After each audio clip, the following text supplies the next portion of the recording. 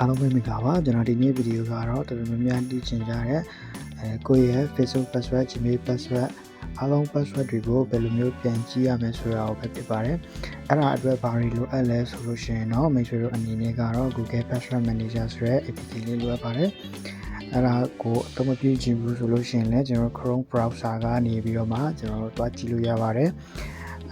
တခုပြုလုပ်ရမှာရှိပါတယ်အဲ့ဒါကတော့မိမိတို့ပေးခဲ့တဲ့ password တွေကို save cloud လေးနှိပ်ခဲ့ရမှာပဲဖြစ်ပါတယ်ဗျ save cloud မနှိပ်ဘဲနဲ့တော့ကျွန်တော်တို့ဘယ်နေရာမှာသွားကြည့်လို့မရပါဘူးဆိုတော့ဒီအခုနောက်ထပ်ဒီအသစ်ဖွင့်တာပဲဖြစ်ဖြစ်အဟောင်းပြန်ချိန်တာပဲဖြစ်ဖြစ်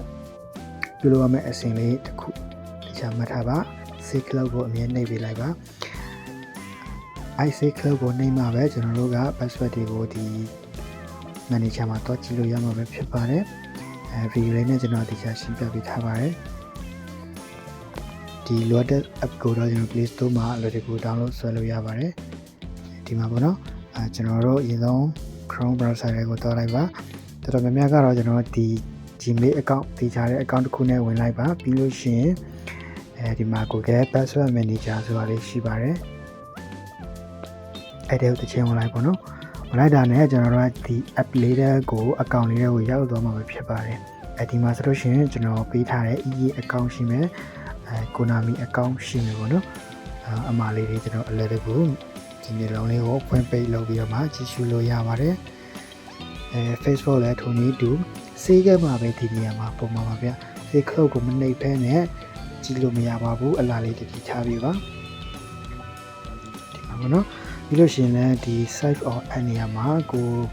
ပေးခြင်းတဲ့ app လေးတွေရှိပေးပါလိမ့်မယ်ဒီမှာဆိုလို့ရှိရင်ကျွန်တော်တို့တစ်ခုရေးချပေးလိုက်ပေါ့နော်ပြီးရင်ဒီမှာ name လည်းပေးလို့ရတယ် password လေးတွေအလွယ်တကူပေးလို့ရပါတယ်အားလုံးစီစီကြမယ်လို့ပြောနေပါတယ်ဒါကတော့အလွယ်တကူကိုယ့်ရဲ့ password ဘယ်လိုမျိုးကြည့်ရမလဲဆိုတဲ့နည်းလမ်းလေးပဲဖြစ်ပါတယ်နောက်ထပ်မိတ်ဆွေတို့သိချင်တဲ့အကြောင်းအရာတွေရှိရင်လည်းကျွန်တော် comment မှာပြောထားခဲ့လို့ရပါတယ်ကျွန်တော်အချိန်ရတာနဲ့ video လေးတွေပြုလုပ်ပြီးခုလိုမျိုးတင်ပေးပါမယ်ဖြစ်ပါတယ်ဗျကျွန်တော် channel လေးကိုလည်း subscribe လုပ်ရတယ်ဆိုလို့ရှိရင်တော့ like and subscribe လေးနဲ့အားပေးကြဖို့တောင်းဆိုပါတယ်ဗျအားလုံးပဲအဆင်ပြေကြပါစေ